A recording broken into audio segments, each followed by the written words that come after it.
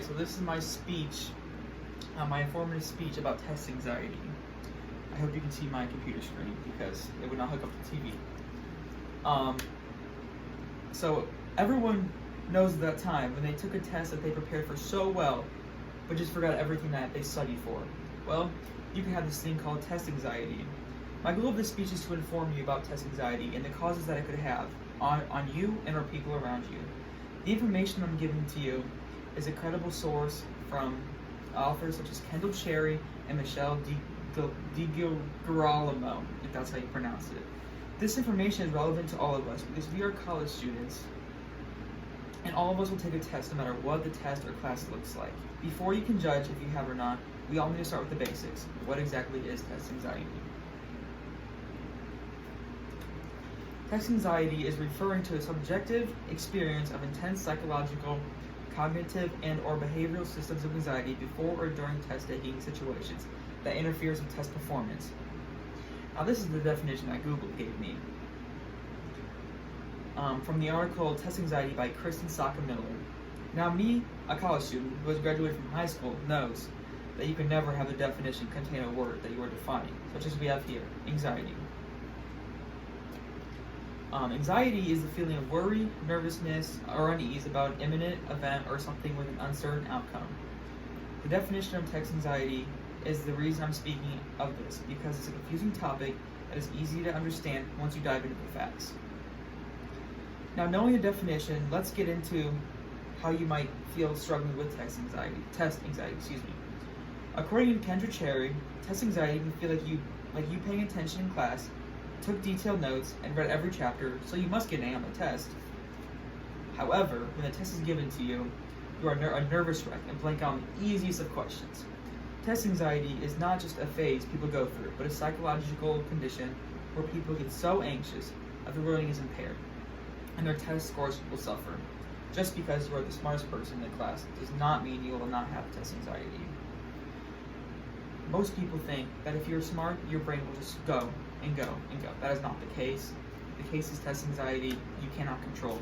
It is anxiety, and anxieties are just a whole mess and just wrong with the brain, and you just can't focus.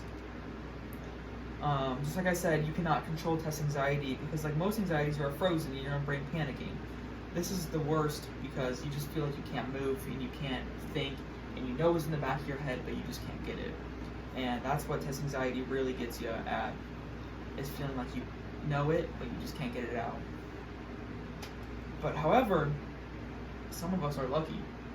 According to the Yerkes-Dodson law, there is a link between arousal levels and performance, meaning that increased arousal levels can help you do better on exams, but only up to a certain point. Kendra Cherry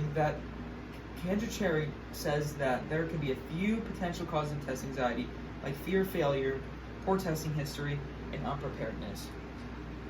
These are the main three. There could be multiple more of things that could go wrong when you're testing that just make you freak out.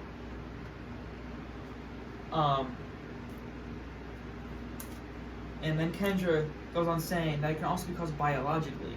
And biologically, if you don't know what that is, it's pretty much passed down from your parents and from their parents. And so pretty much you're born with it, which can be almost the worst because it's harder to control.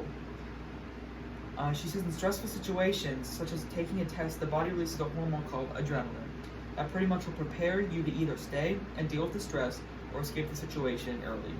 Pretty much known as the fight or flight type of thing with stress, anxiety.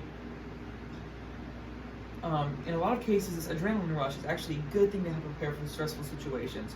But for some people, it makes them even more anxious, causing them to not focus on the test, which is the baseline of test anxiety, is you can't focus because you're so anxious. Even though after hearing all of this, you may think you have, even though after hearing all of this, you may think you have it, don't worry. There still are ways to overcome it. Overcoming test anxiety.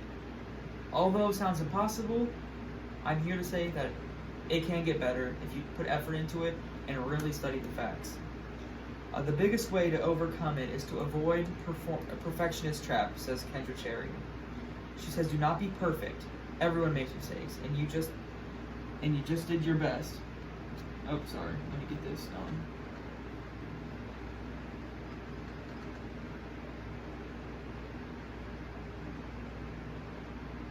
Oops, there's some technical difficulties here.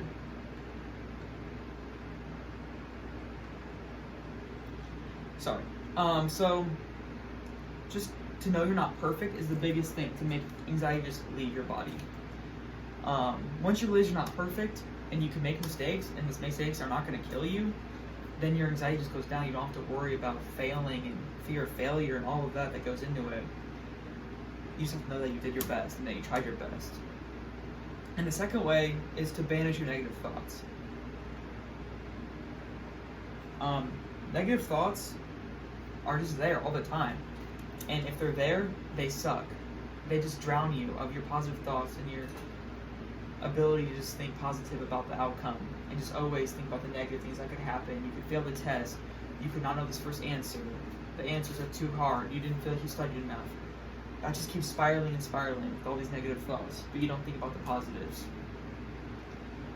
And yeah, if you just have negative thoughts, anxiety just comes, and anxiety just will haunt you, and it does on a test. And some physical ways to overcome test anxiety is a good night's sleep. Be prepared and take deep breaths. And if you get good sleep, it prepares your brain. If your brain is prepared, then it will prepare better for the test. So all that goes into each other. Taking deep breaths is basically trying to calm down the anxious feeling that you have during the test because it gives your lungs plenty of oxygen to focus and stay calm. But if all else fails, you can go through therapy and take pills if it is just to the max and you can't deal with it. Some people don't feel like taking pills are the right way to handle things, but sometimes it just gets so out of hand. If you feel that you can overcome test anxiety and just realize that you're not alone, then there will be symptoms from it. If you think you're alone in this, Michelle DiGirolamo research said that 60% of college students have test anxiety and 18% have moderately high test anxiety, according to author Richard Driscoll. More studies have been done. Just about the 1 in 5 college students has been diagnosed with anxiety.